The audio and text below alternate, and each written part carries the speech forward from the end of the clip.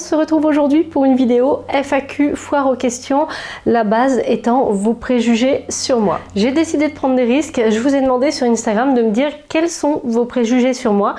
Comme ça on peut répondre, en discuter, etc. Et puis je me suis dit que ça pouvait être amusant, ou pas. Mais bon, on va voir. Voilà, alors j'ai récupéré toutes vos questions. Alors il y en a qui se recoupent, qui se recroisent, etc. Vous m'avez posé des questions sur plusieurs thématiques. Au début, je m'étais dit que j'allais les classer par thématique. Et puis, maintenant que je suis à deux doigts de filmer la vidéo, je me dis que je vais les prendre voilà, un peu comme elles viennent. Et puis voilà, j'espère que ça ne va pas durer 3 heures.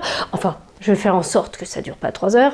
Et puis, ah oui, je suis désolée à l'avance pour la miniature. Je pense que je vais mettre des titres un peu accrocheurs sur la miniature, donc qui exagèrent un peu vos propos, mais c'est un peu le YouTube game et je me dis, on va s'amuser un petit peu avec ça. On va faire une miniature qui est un peu putaclic, puisque c'est le mot. Et puis voilà, on essaye ça. Enfin, on essaye ça. Voilà, c'est pour voir, c'est pour cette fois. Donc, j'ai mon verre d'eau parce que je crois que je vais beaucoup parler et puis je vais attaquer. Pas de préjugés, c'est toujours un plaisir de regarder tes vidéos. Alors ça, c'est la première réponse que j'ai eue en box réponse, donc ça m'a fait trop plaisir déjà, merci infiniment. Je voudrais en profiter pour vous dire qu'à chaque fois que vous me dites un mot gentil, que ce soit en DM ou en commentaire ou quoi, ça me fait toujours un plaisir immense. Ça me fait toujours un plaisir immense parce que des fois on râle à propos de ce qui va pas quand quelqu'un nous met des messages désagréables. On oublie parfois de dire à quel point ça nous fait du bien quand vous êtes sympa et c'est trop de plaisir. Quand est-ce que tu as commencé YouTube et à partir de quand c'est devenu ton métier? J'ai commencé YouTube il y a un bail en fin 2015. Alors à l'époque par contre je faisais pas des vidéos, j'en faisais pas 2 par semaine, toutes les semaines, etc. Il y a même eu des périodes de plusieurs mois où j'ai rien posté, mais ça date, ça date de 2015, ça fait un bail. Alors bien sûr au début c'était plus sporadique, quand je partais en vacances, je disparaissais pendant tout l'été, enfin bref, c'était beaucoup moins régulier qu'aujourd'hui. Et quand est-ce que c'est devenu mon métier? Eh bien petit à petit. Il n'y a pas eu un moment donné où il y a eu vraiment une bascule nette. En fait, d'abord on a commencé à me proposer de recevoir des produits. J'étais très contente, très honorée et tout, et enfin très heureuse vraiment, surtout que je m'attendais pas à ça en plantes et jardinage. Et après, quand il y a un petit partenariat qui est venu, mais après genre il y avait rien pendant 4 à 6 mois, enfin c'est venu progressivement. Et après il y a un moment donné où j'ai décidé de me lancer l'an dernier, je vous en ai parlé avant le confinement, donc je me suis lancée juste avec ma chaîne YouTube. En fin de compte c'est très compliqué de vivre juste de ça, en tout cas au moins dans le domaine des plantes, parce que les partenariats restent quand même limités en nombre, en possibilités, enfin voilà. Donc du coup j'ai d'autres sources de revenus à côté, voilà, mais YouTube étant une de mes activités principales. Comptes-tu refaire un plan de tour? Oui, bien sûr, et il est pour bientôt parce que vous savez qu'un petit bébé va arriver, donc on va modifier plein de choses dans l'appartement, dont la place de certaines plantes, je pense. Donc j'ai envie de faire un plan de tour avant ça, de manière à avoir un peu un souvenir de comment c'était et combien il y avait de plantes. Je pense pas que je vais m'en débarrasser juste comme ça gratuitement. On va essayer de tout faire tenir, mais clairement, ouais, je vais faire un plan de tour. En plus, là, j'aime bien ma collection telle qu'elle est et tout. J'aime beaucoup et voilà, ouais, j'ai envie de faire un plan de tour. En plus le dernier date du mois de décembre, donc on était en plein hiver et tout. Là on est en juin, ouais, je trouve que c'est bien parce que 2 par an, il y a vraiment une évolution. C'est quand on les fait et quand on regarde le précédent, on se dit j'ai tout changé de place et je n'ai plus les mêmes plantes. Bien sûr, il y en a qui restent, mais ouais, je vais refaire un plan de tour et ouais, je vais vous faire ça incessamment sous peu. Pour le mois de juin, j'ai peut-être pas le temps, mais pour le mois de juillet, je pense à tout casser. Et j'ai chaud. Je vais peut-être ouvrir la fenêtre, mais ça m'embête. Il y a le bruit de travaux que vous entendez peut-être déjà, et par dehors, on l'entend un peu plus, mais je crois que je vais ouvrir parce que là, j'étouffe. Coucou, as-tu pensé à ton organisation et tes vidéos quand bébé sera là? Merci. Alors oui, j'y ai pensé, il y aura zéro pression sur les vidéos, tout simplement. Alors quand bébé sera là, après il y aura un mode de garde, puisque moi je vais retravailler et tout, donc après il y aura à nouveau un rythme normal. Toutefois, avant, entre le moment où il va naître et le moment où il sera gardé, je vais pas me mettre de pression. Je vais me mettre aucune pression. J'ai pas envie de me stresser. J'ai envie de profiter de mon bébé déjà, et j'ai aussi envie de lui donner le meilleur de moi-même. Et j'arriverai pas à lui donner le meilleur de moi-même si je me dis faut que je poste au moins une vidéo par semaine, faut ceci, faut cela. Voilà, donc s'il y a des choses qui sont postées, bah, ce sera bien. Soit j'aurais préparé en avance en ce qui concerne certains contenus, soit bah, là, tel jour, ouais, j'aurais eu du temps, il aura bien fait la sieste, j'aurais eu la patate et je vous aurais filmé une vidéo et j'aurais réussi à la monter et je vous en sortirai une. Mais sinon, zéro pression. Dans la vie, quand un enfant arrive, quand un bébé arrive, c'est normal qu'on s'arrête, c'est normal. Le congé maternité d'ailleurs n'a pas été inventé pour rien et j'ai vraiment envie de pouvoir vivre ça sereinement. Après, je me connais, il y a sûrement des choses que j'aurais envie de montrer, etc., etc.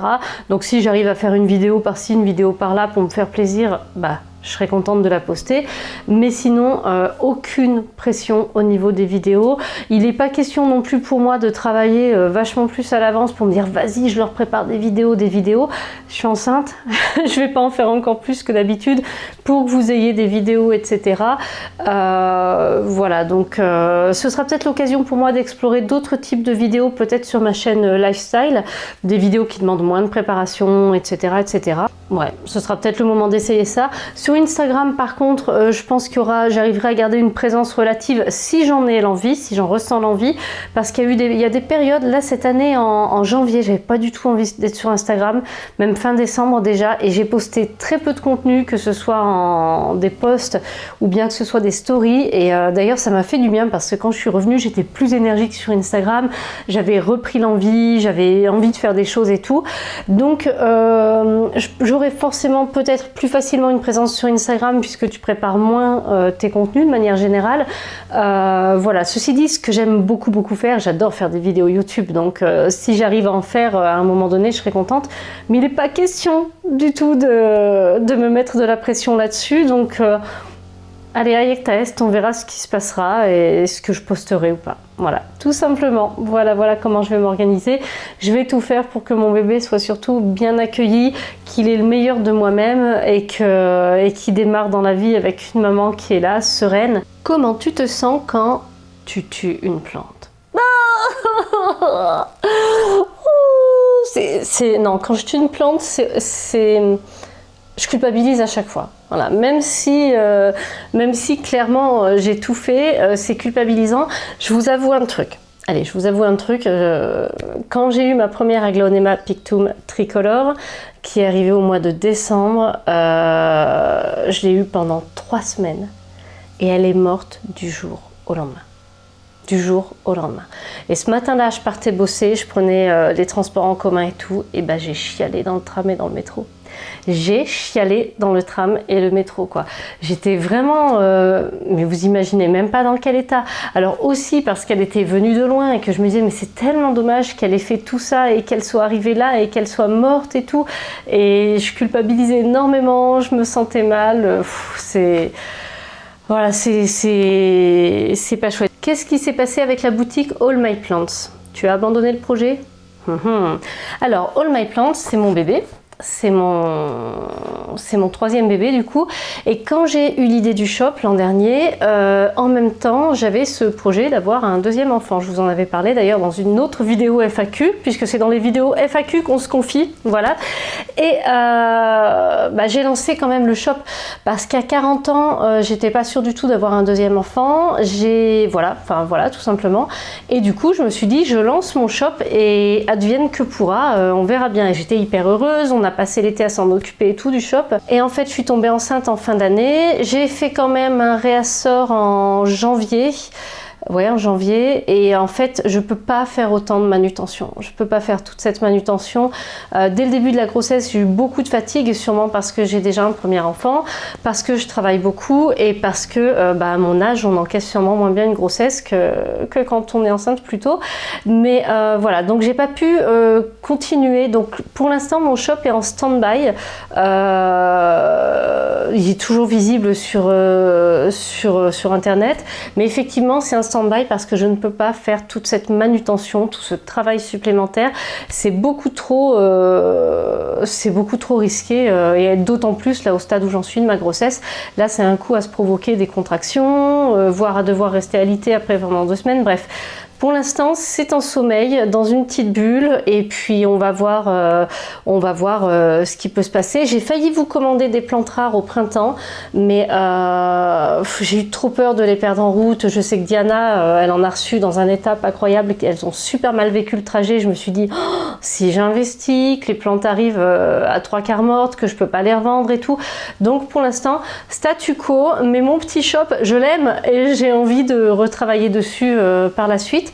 Mais chaque chose en son temps et 2 bébés différents en même temps, c'était juste pas possible. J'aime beaucoup ton contenu, merci infiniment, merci beaucoup, ça me fait super plaisir parce que je fais ça avec mon cœur, je fais ça avec moi-même et alors quand ça vous plaît, ça me touche, vraiment. Est-ce que tu vis de ton Insta? Non, alors là, Instagram... Instagram, ça rapporte pas un rond, donc clairement non, je ne vis pas de mon Instagram du tout.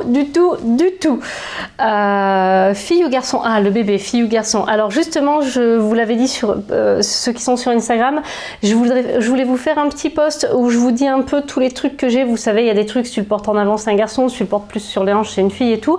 Je voulais vous faire un peu le listing de tout, vous demander de faire vos pronostics sous le post en commentaire, et puis après vous faire un reveal un peu marrant, voilà, donc je vous donnerai bientôt l'information. Alors, ne rêves-tu pas d'une maison avec un jardin? Si, mais mon banquier m'a dit non.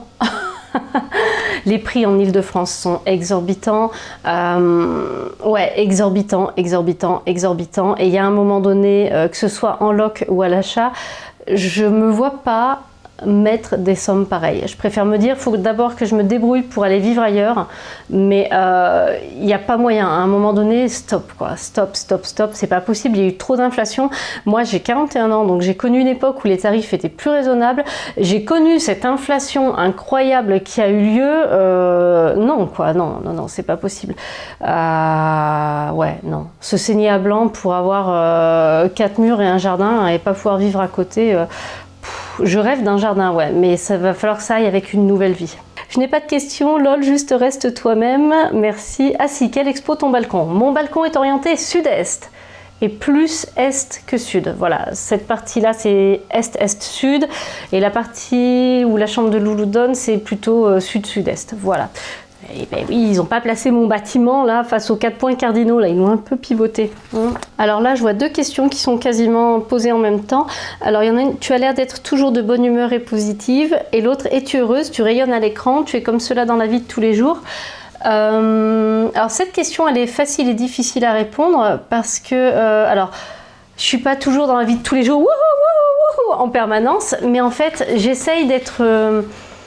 Ouais, j'essaye d'être de bonne humeur et tout, dès le matin. En plus, c'est facile parce que le matin, le premier truc que je vais faire, à part d'aller aux toilettes, c'est d'aller réveiller Loulou. Et ça, forcément, ça me met de bonne humeur et ça me donne le sourire, quoi, c'est obligé. Et après, ouais, j'essaye d'être de bonne humeur. Alors, comme tout le monde, j'ai beaucoup souffert quand même du confinement, toutes ces histoires avec le coronavirus.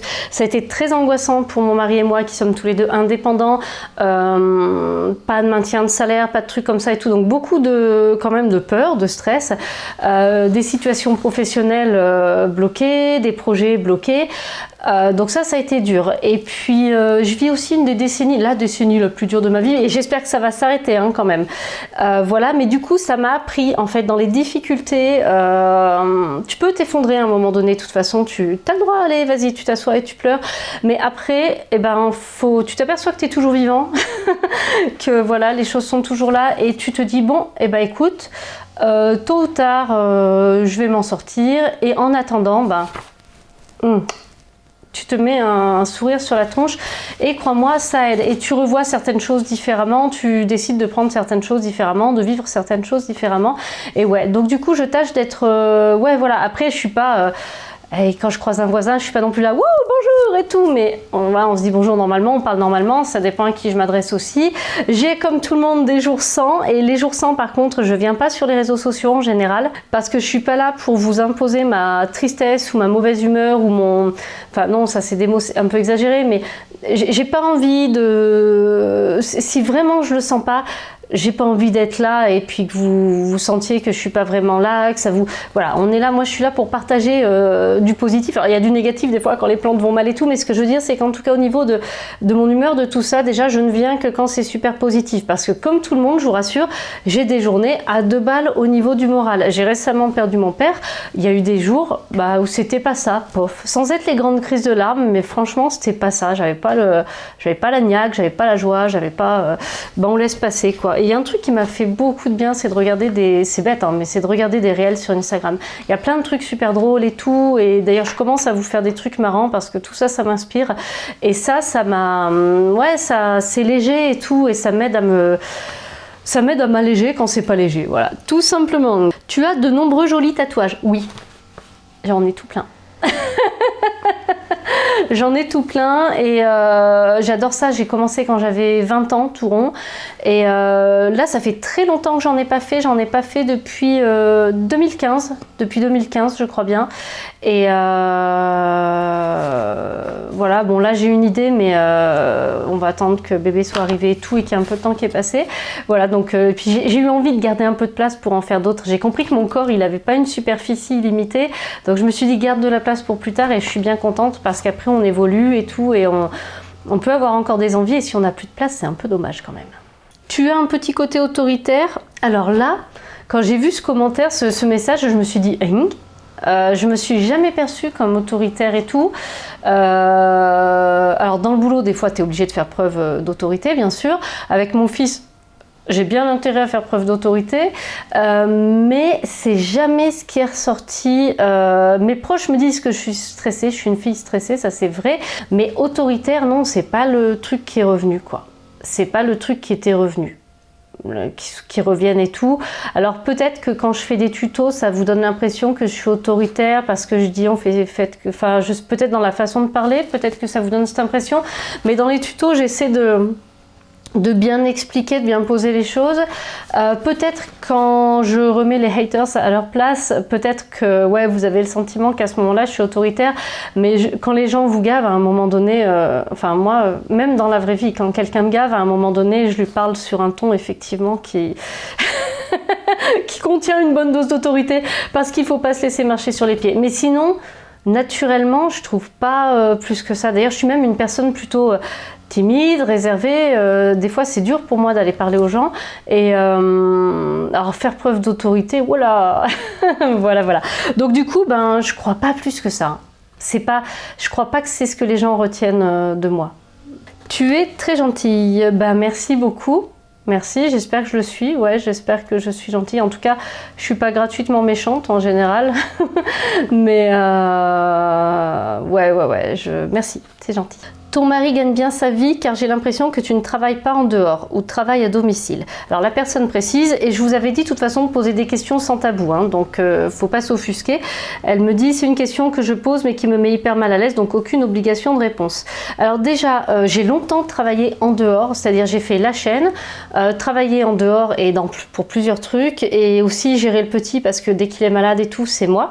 Et j'ai longtemps travaillé en dehors. Faut pas oublier aussi en ce moment, la norme c'est le télétravail, donc il y a plein de choses que je fais pour autre chose que la chaîne qui sont faites à la maison aussi, et donc effectivement vous pouvez avoir l'impression que je suis toujours chez moi et que peut-être je m'occupe que de la chaîne, ce qui n'est pas forcément le cas. Et puis voilà, je crois que ça c'est déjà pas mal comme explication. Et mon mari gagne sa vie normalement, ni plus ni moins qu'un autre. Non, il n'est pas super riche, non. D'ailleurs sinon j'aurais déjà ma maison avec le jardin. Peut-être même un loft avec une terrasse, vue sur la tour Eiffel, des petits arbres sur la terrasse et tout. Ce serait chouette peut-être. J'aime beaucoup ta personnalité, je n'ai que des compliments à t'adresser, bravo Carole. Merci beaucoup, merci, ça me fait super plaisir. Si ce que je transmets vous fait du bien, mais c'est bien, ça me fait super plaisir, ça c'est chouette. Ah oui, ça c'est rigolo. Quelqu'un t'a-t-il déjà dit que tu avais pris la grosse tête? Non, pas du tout, jamais. Non, on m'a pas dit ça du tout. Mais de toute façon, là, avec la chaîne, je vois pas pourquoi je prendrais la grosse tête. Je fais partie de ce que je trouve, les petits influenceurs, on va dire, entre guillemets. Je suis loin d'être connue et reconnue dans la rue. Je vois pas pourquoi je prendrais la grosse tête. Ce que je fais, c'est pas extraordinaire non plus. Je prendrais peut-être la grosse tête si je prenais une fusée pour aller sauver le monde comme fait Bruce Willis. Ouais, peut-être que je reviendrai, que je me la pèterai un peu, tu vois. Mais voilà, non, j'ai pas pris la grosse tête du tout. De toute façon, enfin, pour ce que je fais, je trouve pas qu'il y a de quoi prendre la grosse tête. Hein. Voilà. Et non, personne ne me l'a jamais dit. Déjà, tu es une femme géniale, merci beaucoup. Et sinon, depuis quand tu es sur les réseaux? Bah, je l'avais dit tout à l'heure, YouTube 2015. Je crois que j'avais fait mon compte Instagram à peu près en même temps. Parce qu'à l'époque, j'avais fait mon compte perso et je crois que j'avais créé un compte pour Une fleur parmi les fleurs, mais il se passait rien sur Instagram. Je sais même pas si j'ai beaucoup posté grand chose à cette époque-là. Enfin, il se passait rien. Au niveau plantes, jardin, jardinage, plantes d'intérieur, il n'y avait pas, c'était vraiment pas ça. Donc mon compte, il est ancien, mais après ça a commencé à bouger plus il y a quelques années. Est-ce que tu regrettes certains de tes tatouages? Non, je me sentirais toute nue si je les avais plus. Il y en a pas un que je regrette. Il y en a... Non, je peux pas dire. J'ai un chat sur la cheville que des fois je le regarde, je me dis bon, je le ferais peut-être enlever pour faire autre chose parce que maintenant je mettrais autre chose parce que c'est un chat plutôt humoristique avec un cou assez long, il était rigolo et tout. J'avais voulu ça pour le fun. Là aujourd'hui, je m'en fous, mais je peux pas dire que c'est un regret en fait, il me gêne pas non plus. Ouais, non, j'en regrette aucun. Non, j'en regrette aucun, au contraire, ils font partie de moi, je vais en faire d'autres peut-être dans quelques mois. Et voilà, non, aucun. Et je les ai fait il y a longtemps, j'ai commencé il y a 20 ans, donc, et je les avais tous fait assez rapidement, assez rapprochés. Donc, enfin non, c'est pas vrai, celui-là il est plus récent. Bah, c'est mon dernier, ça, 2015. Et non, aucun. T'arrives à vivre de ta chaîne, c'est ta principale activité. Alors c'est ma principale activité, mais comme je vous l'ai dit tout à l'heure, je fais d'autres choses. Il y a d'autres choses pour vivre parce qu'en plante là, c'est pas suffisant du tout. Démarches-tu des marques? Est-ce que je démarche des marques? Non. Non. Je l'ai fait 2-3 fois sur des marques avec lesquelles j'avais envie de bosser et ouais, je l'ai fait 2-3 fois, mais ça date. La dernière fois, ça remonte à 2 ans. Ça remonte à 2 ans et 2 ou 3 ans 3 ans, je crois. 3 ans en fait, ouais, 3 ans. Puisqu'après on a fait 2 ans de collaboration, puis là on est en train de faire 1 an sans qu'il se passe grand chose, sans qu'il se passe rien même. Donc non, je démarche pas de marque. Quand je l'avais fait, c'est que j'avais vraiment envie de bosser avec ces marques. Ça n'avait pas débouché sur des collaborations rémunérées d'ailleurs. Et non, je le fais pas. Faut déjà trouver la bonne personne à contacter chez la marque, faut ceci, faut cela, ça prend du temps et tout. Et désolée, mais un moucheron, là, faut que je pense à refaire mes nématodes anti-cyaride là, parce qu'il y a du monde qui est revenu quand j'ai fait les caldiums. Donc, démarcher une marque, ça va prendre un temps fou pour que tu sois même pas sûr que ça débouche sur quelque chose. Et ben, entre toutes les autres choses que j'ai à faire, j'ai pas le temps. J'ai pas le temps et en ce moment, j'ai pas envie de bosser de cette façon-là, tout simplement. Est-ce que ton travail de youtubeuse devient une contrainte parfois? Oui, forcément, parce que dès lors que ça devient un travail, il y a des contraintes. Quand tu fais un partenariat, c'est pas wouhou, juste c'est cool. Il y a du coup forcément des contraintes et donc ouais, ça devient une contrainte. Mais par contre, ça ne devient pas une contrainte genre j'ai pas envie de me lever le matin, je vais encore m'ennuyer et tout, parce que j'ai la chance avec YouTube que ça reste toujours amusant, plaisant, créatif. J'évolue au fil du temps, les choses évoluent, ce que je fais évolue. J'ai commencé à faire d'autres choses sur Instagram. Enfin, il y a plein de choses. Alors, malheureusement, j'ai plus d'idées dans ma tête que je n'ai de temps pour les réaliser.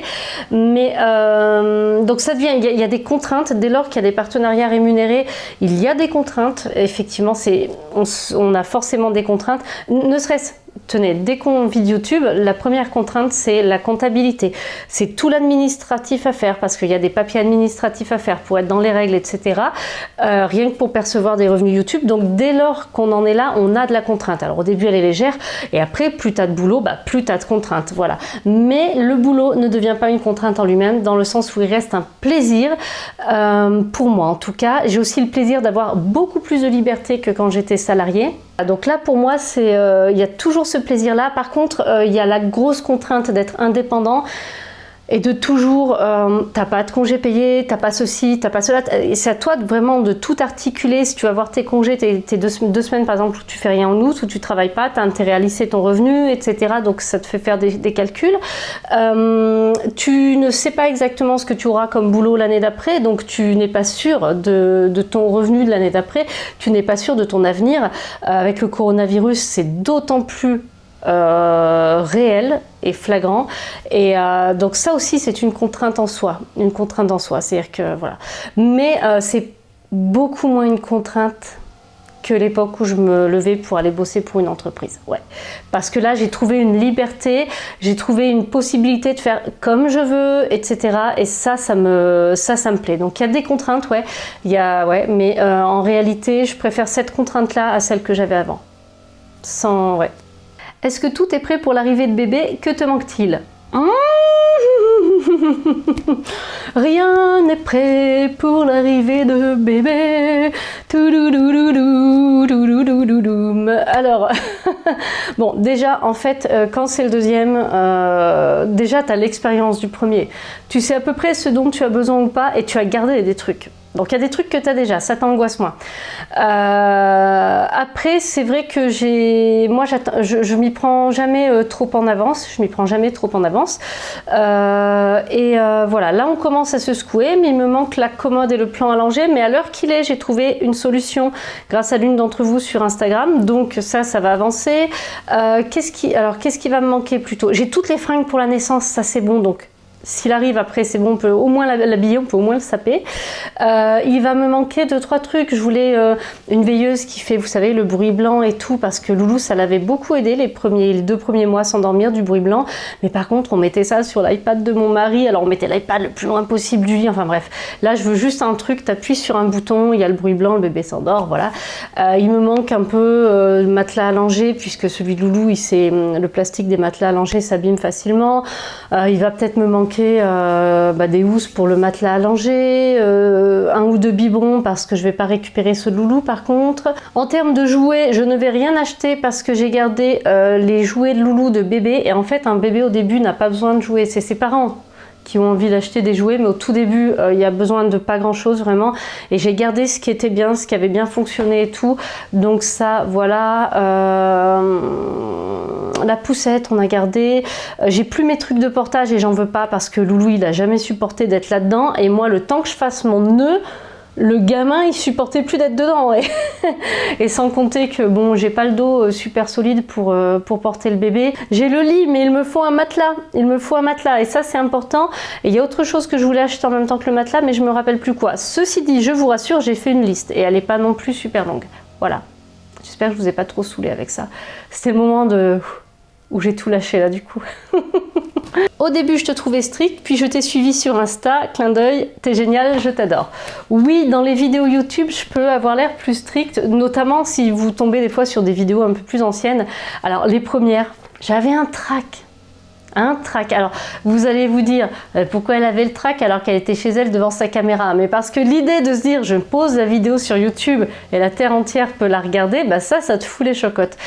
Bon, j'ai jamais pensé que la terre entière allait regarder mes vidéos, j'avais même dit à mon mari tu verras en plante j'aurai pas de vues et j'aurai jamais d'abonnés, je pensais pas que ça intéressait les gens, j'avais envie, besoin, j'avais découvert YouTube, et comme j'avais mon balcon, machin et tout, et que je trouvais qu'il y avait des choses, je débutais aussi avec les orchidées, j'apprenais plein de choses, il y avait des choses à transmettre, j'ai eu envie d'essayer, mais un peu comme on joue au papa et à la maman, vous savez, vraiment comme un jeu quoi.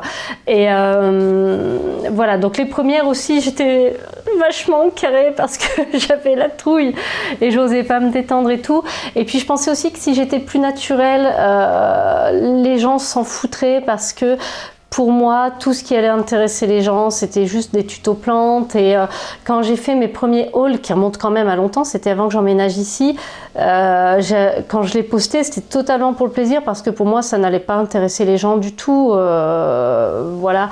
Et donc, ouais, dans les tutos, je peux être plus stricte, plus tac-tac. Enfin, c'est pas un cours que je donne, je suis pas prof, mais effectivement, j'explique les choses. Donc, voilà. Mais maintenant, je commence à préparer des tutos plus plus cool, hein, plus informel.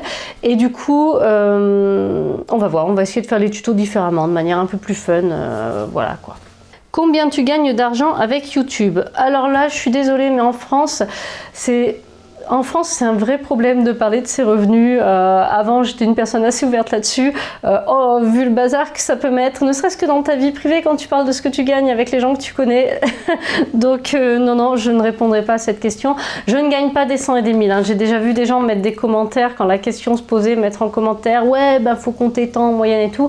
Les gars, vous êtes bien au-dessus de la réalité. Hein. Bien au-dessus de la réalité. Tu conseilles quoi comme grosse, grande plante pour une pièce ensoleillée? Pas le ficus. De toute façon, le ficus, je le conseille jamais parce que comme j'arrive pas à le cultiver, je me sentirais super mal de dire à quelqu'un vas-y prends un ficus parce que je peux pas donner de conseil derrière. Pièce ensoleillée, peut y avoir des plantes qui résistent pas mal, mais je vais vraiment te conseiller, je suis désolée, je regarde ailleurs parce que je regarde les miennes, ça me fait penser à certaines de mes plantes que j'ai tendance à regarder. Je vais te dire de partir sur des cactées ou des grosses euphorbes par exemple. Ça te fait une belle plante qui normalement ne devrait pas craindre les rayons du soleil. Après j'ai remarqué il y a mon Rhaphidophora tetrasperma qui fonctionne très très bien et qui ne souffre pas de la lumière du soleil. Il crame pas et tout, quand le volet n'est pas baissé, il s'en fout. Et voilà, et alors ceux-là on les achète en général assez petits, mais si tu le nourris bien, il grandit en une saison. Hein. Tu l'achètes au printemps et c'est parti. Voilà, il y a les Dracaena aussi. Les Dracaena, on peut en trouver des assez grandes en jardinerie et elles vont bien tenir la rame au soleil, je trouve. Voilà. Sympa, votre chaîne fonctionne bien et vous prévoyez une grande maison avec bébé 2. Alors une grande maison non, pour l'instant c'est pas prévu du tout. La chaîne oui elle fonctionne bien, ça me fait plaisir, donc ça c'est du bonheur, franchement ça c'est... Ma chaîne c'est vraiment une source de bonheur, donc ouais. Ton conjoint a son mot à dire sur la place que prennent les plantes dans votre vie? Bien sûr, puisqu'on vit dans le même logement, forcément. Il a son mot à dire. Après, ça ne le dérange pas. En fait, je trouve même que c'est moi qui mets le holà sur les plantes bien avant lui, en général. Enfin, non, à chaque fois, c'est moi qui mets le holà bien avant. Super courageux comme démarche, bravo Carole pour ta sincérité et ta générosité, merci infiniment. Un autre super message, malheureusement ou heureusement je n'ai aucun préjugé sur vous, vous répondez toujours et c'est top, merci beaucoup. Tu es tout le temps souriante, maquillée, ravissante, quoi, j'ai l'impression que tu es toujours au top. Ouais, j'essaye. En fait, je me suis mis en place une routine maquillage le matin qui me prend 11 minutes, pas une de plus. Comme ça va, c'est largement intégrable dans un planning. C'est pas le maquillage de l'année, hein. Clairement, je serai jamais youtubeuse beauté par exemple, mais moi ça me permet d'être moi en mieux, de mettre une dynamique à ma journée parce qu'après je choisis mes bijoux, machin, ma tenue et ça me permet de partir sur une dynamique et j'ai remarqué que je me sens toujours mieux quand j'ai bien choisi mon truc, que je me sens voilà, plutôt que si je me laisse avec la queue de cheval, le jean, le machin vite enfilé, que je me dis bon allez vas-y je me maquillerai plus tard, si je sors pas je me maquille pas.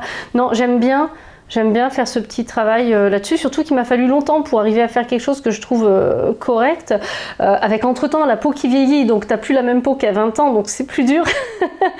Et donc ouais, j'aime bien, j'essaie de... Voilà. Après, il y a des journées où je me maquille pas d'un poil, il y a des journées où je me sape comme Linette Scavo, et voilà quoi, c'est pas grave les jours où on a envie, mais... Je suis quelqu'un, par exemple, je déteste rester en pyjama le matin, même le dimanche matin, j'aime bien m'habiller rapidement et toujours ouais, de se pimper un peu, bah, je trouve que ça donne une tonalité à la journée et ça, donc j'aime bien le faire. Après, il y a aussi des jours où les jours où les yeux me grattent à cause des allergies, par exemple, je me dis tant pis, je me maquille pas. Des fois, je descends le gamin à l'école, je me suis pas maquillée, je m'en fiche, c'est pas grave, je me maquille après en rentrant, par exemple. Voilà pour cette question-là. Je trouve que ça me fait du bien, mais j'en fais pas trop, enfin je veux pas y passer 3 heures, voilà c'est ça, je n'arrive pas à y passer 3 heures de toute façon, j'en suis incapable. C'est pour ça entre autres que je suis jamais coiffée, c'est parce que les cheveux je trouve que ça prend trop de temps, ou alors j'ai peut-être pas pris la bonne technique. Si quelqu'un a des tuyaux pour moi pour les cheveux, je suis preneuse parce que je suis nulle en cheveux et j'aimerais bien être un peu plus coiffée, ouais ça me déplairait pas, hein. Voilà. J'ai posé mes feuilles, on a fait à peu près le tour des questions. notamment celles qui revenaient le plus. Voilà, ça m'a fait hyper plaisir de partager ça avec vous. Là, j'ai la petite goutte de sueur parce que je me dis combien de temps va durer cette vidéo en tout. Voilà, donc on va voir, je vais passer au montage pour que vous l'ayez le plus rapidement possible, que ce soit frais après le moment où vous ayez posé les questions. Voilà, moi ça m'a fait plaisir de discuter un peu de ça. Franchement, je suis ravie parce que vous n'avez pas des préjugés de dingue sur moi, vous ne me voyez pas, vous voyez du positif et tout, et ça m'a fait super plaisir. Après, les questions que vous avez sur le côté professionnel, je les comprends parce que ouais, quand on n'est pas là-dedans ou quand on débute là-dedans, on se pose beaucoup de questions et tout. Voilà, mais je suis contente parce que vous n'aviez pas forcément de méchants préjugés en fait. Voilà, donc vous êtes une communauté juste trop génial. Voilà, faut le dire. On va ranger les violons maintenant et puis on se retrouve vendredi pour une nouvelle vidéo à 18 h. Voilà, n'oubliez pas, toujours les rendez-vous mardi et vendredi à 18 h. Quand le bébé sera là, ce sera autre chose.